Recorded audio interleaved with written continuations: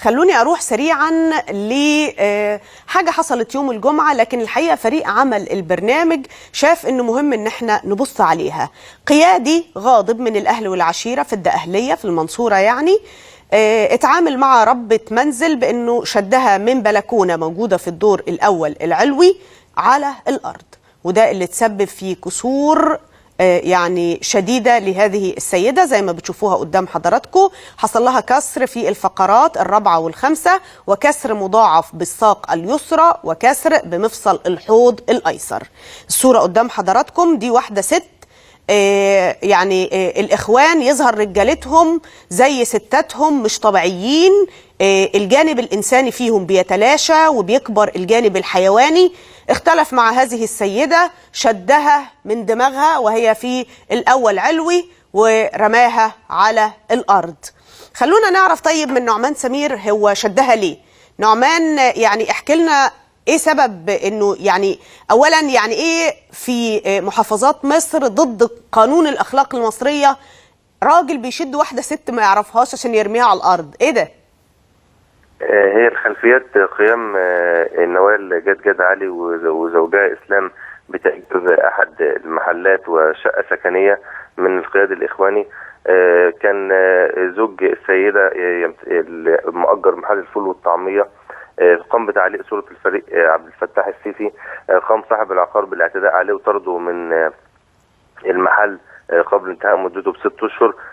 طبعا بعد كده ابتدى يضايقه في الشقه السكنيه ومحاولات طرده بسبب تعليق الصوره. قام فجر يوم الجمعه بالاعتداء عليه وسبه امام زوجته فجر اليوم اثناء ذهابه لعمله. طبعا عقب ذلك حاولت الزوجه تتدخل وتحوش عن جوزها بعد الاعتداء عليه من قبل القيادي الاخواني. قام بجذبها من ملابسها والقائها من الدور الاول علوي طبعا على الارض. أصيبت بإصابات خطيرة في الفقرة الرابعة والخامسة، وتم إجراء عملية جراحية بالكسر في الفخذ وتركيب شرائح ومسامير. طبعا عقب ذلك تم نقلها لمستشفى الطوارئ وهي موجودة دلوقتي في مستشفى الطوارئ وبيتم البحث على القيادي الإخواني. طيب أنا بشكرك نعمان سمير، وهكمل التفاصيل من يعني صاحب محل الفول والطعمية اللي يعني تم إخراجه على عكس القانون قبل 6 شهور، وزوج هذه السيدة السيد إسلام عبد السلام. يعني خليني أبدأ مع حضرتك من أصل المشكلة. حصل بينكم نقاش، حوار، خلاف، ومين هو هذا الشخص الإخواني؟ أكيد أنت عارف اسمه. ألو. الو. السلام عليكم. عليكم السلام، ازي حضرتك؟ الحمد لله، بس حضرتك صوت واطي قوي. الحمد لله على سلامة نوال. الحمد لله. حضرتك امبارح هي خرجت من المستشفى، خرجوها من المستشفى امبارح. طب الحمد لله، وهي كويسة دلوقتي؟ لسه هترجع تاني يعني عشان العمليات اللي في ظهرها دي يعني. بس صحتها بتتحسن؟ ايه؟ صحتها بتتحسن؟ لا هي صحتها حالتها تعبانة جدا، ما تقدرش حتى تتحرك في وضع رجلها خالص. ما عشان الفقرات بتاخد شوية وقت وبتحتاج علاج طبيعي. حضرتك. طيب اسلام قول لي، هو مين الراجل الاخواني ده؟ وحصل بينكم حوار ولا اتخانقتوا ازاي؟ لا هو حضرتك في البداية اساسا انا كنت بعد الثورة اللي هي بتاعت 30/6 دي انا مستاجر محل عنده الشقة برضه مأجرها. فهو يعني في فرحة الثورة وكده فقمت معلق الصورة دي على باب المحل، صورة الفريق السيسي. فمن يوميها حضرتك بقى هو مضطهدنا ومتلكك لنا على اي حاجه على الهيفا، ويعني بيقول يا شر الشر، كل ما يقابلنا في اي حته يقعد يعني لو بوزه وشبرين وما اعرفش. المهم يعني طردنا من المحل وكده وخسرني فلوس المحل التشطيب اللي انا كنت مشطبه. والشرطه اتعاملت مع الحكايه ازاي؟ نعم؟ الشرطه اتعاملت مع الحكايه ازاي؟ هو حضرتك اللي اساس الموضوع الشرطه العسكري اللي جه عمل المحضر في المستشفى ما خدش الكلام ده، هو خد الكلام المشكله بس اللي حصلت اللي هي بتاعت الحادثه يعني. انت ما اشتكيتش ليه تطرد من محل عقد الايجار بتاعك بيديك الحق انك تفضل موجود فيه لمده 6 شهور اخرى؟ اللي حصل ان كنا في دخلة رمضان، وبعدين انا كنت قافل في رمضان اصلا. فجيت بقى عرفت ان هو مش راضي يجدد لنا، فانا ما فتحتش، قلت ان انا مثلا ادي المحل لواحد ثاني ابيعه له بحيث ان هو يجدد له، هو ما رضاش يجدد لي. وبعدين هو لا رضى يجدد لي ولا يجدد له، فاضطريت ان انا اخد المحل ثاني. وخدت العده ونقلت في مكان تاني، وبعدين حكم عليا ان انا اكسر المحل، ورحت جبت نفسي كسروه ب 200 جنيه، يعني بحوالي 200 جنيه وكسرناه. تكسر التشطيبات اللي كنت عاملها؟ كسرها على حسابي كلها، واقول له يعني هو ده انا دلوقتي يعني انا بشطب المحل عشان خاطر تيجي تمشيني بعد ما كملت السنه ونص، لسه المده بتاعتي سنتين تقوم تمشيني. ايوه، ليه ما اشتكيتش على ده؟ لانه انت وفقا للعقد اللي بينك وبينه من حقك تكمل السنتين، ووقتها من حقه يقول لك مش عايز اجدد.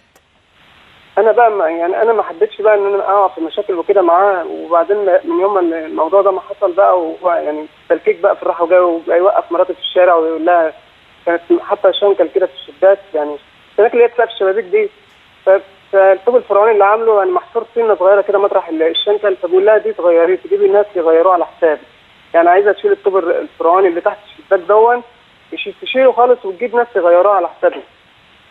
وبتلكك لها على اي حاجه حضرتك. الشرطه دلوقتي بتحميكوا؟ لا حضرتك، انا قاعد موجود عند في بيتنا، سايب الدبات هناك، يعني مش قادر ان انا اروح الشقه حضرتك هناك، يعني لا انا ولا هي، احنا قاعدين عند اخوها. ايوه، الشرطه علشان ما يفتحش الشقه، الشرطه لا تحفظت على الشقه؟ حاجة. لا ما فيش اي حاجه، انا قفلت الشقه وبقالي يومين دلوقتي ببات عند نسيبي، وهي كانت هنا بايته عند اخوها امبارح. انت عندك ولاد؟ لا حضرتك. عندك احساس بالذنب ان مراتك هي اللي دفعت الثمن؟ انا زعلان والله العظيم، انا بس يعني هي ايدي ورجلي في كل حاجه في الشغل، وكانت واقفه جنبي بتساعدني وكده، وانا ما اعرفش اشتغل من غيرها اساسا، يعني فتح المحل ده فول وطعميه اصلا بشتغل بالليل وكده دلوقتي، انا دلوقتي في النهار اصلا البلد ارياف ما فيش شغل. طب يا اسلام، انت لازم تروح اسم الشرطه اللي تابع ليه، لازم تروح علشان هم اللي لازم يحموك، علشان تعمل بلاغ، لان الشرطه ما تقدرش تجيبه من غير ما حضرتك تقدم بلاغ، ولو فضلت قاعد ساكت يبقى المساله ممكن هو يأذيك في حته تانية. ما حضرتك الشرطه جت في العماره وهو هرب من العماره.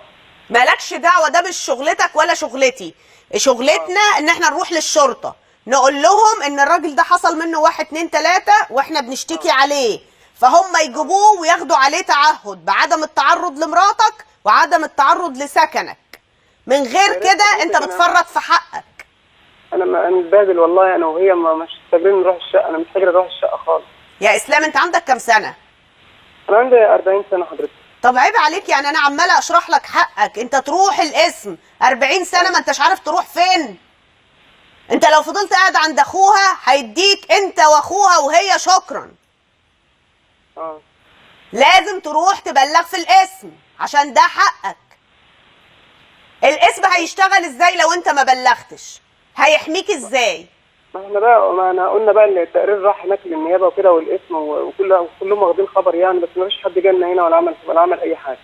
خلاص، انا بس كل اللي انا خايفه عليه انه بعد شويه تيجي تقول لي اصل الشرطه ما جابتليش حقي.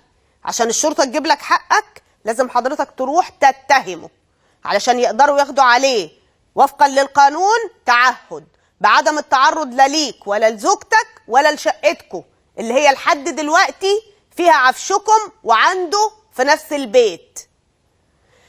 يعني الحمد لله على سلامة مراتك وربنا يتمم لها الشفاء، وده واحد من مشاهد العنف والقبح اللي بيمارسوا الإخوان